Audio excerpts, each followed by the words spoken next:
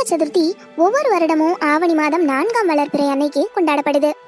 இந்த விநாயகர் சதுர்த்தி இந்தியாவில் உள்ள எல்லா இந்துக்கள் மட்டுமின்றி கனடா, மொரீஷியஸ், சிங்கப்பூர், மலேசியா உள்ளிட்ட நாடுகளில் உள்ள இந்துக்களும் கொண்டாடுற பெரிய பண்டிகையாகும். தமிழ்நாட்டை விட வட இந்தியாவில் உள்ள மக்கள் விநாயகர் சதுர்த்தியை பிரம்மாண்டமாக கொண்டாடுவாங்கங்கிறது எல்லாருக்கும் தெரிஞ்ச ஒரு விஷயம்தான். ஒவ்வொரு இந்துக்களும் 3லிருந்து 7 நாட்கள் வரைக்கும் விநாயகர் சதுர்த்தியை கொண்டாடுவாங்க. இவ்வளோ பிரசித்தி பெற்ற பண்டிகையை பற்றி கேட்டிங்கன்னா ஒவ்வொருத்தரும் ஒவ்வொரு விதமாக சொல்லுவாங்க. அதாவது சத்ரபதி சிவாஜி காலத்தில் ஒவ்வொரு மக்களையும் இணைக்கிறதுக்காக சத்ரபதி சிவாஜி உருவாக்கின ஒரு விஷயம்தான் விநாயகர் சதுர்த்தின்னு சில பேர் சொல்லுவாங்க. இன்னும் சில பேர் பார்த்தீங்கன்னா விநாயகரோட பிறந்த நாள் தான் விநாயகர் சதுர்த்தியாக கொண்டாடுறோம்னு சொல்கிறாங்க.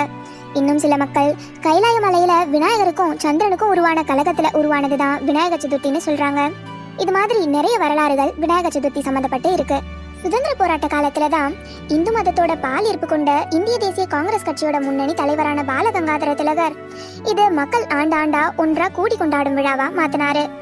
அதன் பிறகு விநாயகர் சதுர்த்தி மகாராஷ்டிரா மாநிலத்துல வசதி படைத்தவர்கள் மட்டுமின்றி எல்லோருமே தங்களோட வசதிக்கேற்ப சிலைகளை செஞ்சு தங்களோட பகுதி மக்களோட கொண்டாடுற விழாவா மாறுச்சு. இப்போ விநாயகர் சதுர்த்தி உருவான வரலாற்றை பத்தி தெரிஞ்சுக்கலாம். கைலாய மலையில சிவபெருமான், பார்வதி, முருகன் இருந்த சமயத்துல சிவபெருமான் பார்வதியோட மூத்த மகனான விநாயகர் அந்த இடத்துல நுழைஞ்சாராம். சிவபெருமானோட தலைக்கவசத்துல இருக்க சந்திரன் விநாயகரோட உருவத்தை பார்த்து யானை முகமும் தொந்தியும் தொப்பையுமா வராருன்னு சொல்லி நகைத்து சிரிச்சாராம். அழகா இருக்கிற காரணத்தால தானே சந்திரன் என்ன நகைத்து சிரிச்சிருக்காருங்கிற கோவத்துல விநாயகர் சந்திரன் தேய்ந்து போகட்டும்னு சாபம் விட்டாராம்.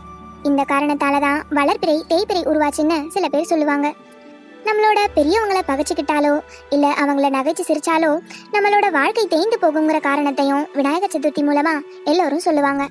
விநாயகரை மண்ணால உருவாக்கி நம்ம வீட்டில் வச்சு பூஜை செஞ்சு 3 நாட்கள் கழிச்சு கடல்ல கரைச்சோம்னா மண்ணை தண்ணீர் எப்படி ஈர்த்துக்குமோ அது போலவே நம்ம வீட்டில் இருக்க கஷ்டங்களையும் விநாயகர் கரைச்சிருவாருங்கிற நம்பிக்கையில தான் இந்துக்கள் ஒவ்வொரு வருடமும் விநாயகர் சதுர்த்தியை சிறப்பாக கொண்டாடிட்டு இருக்காங்க.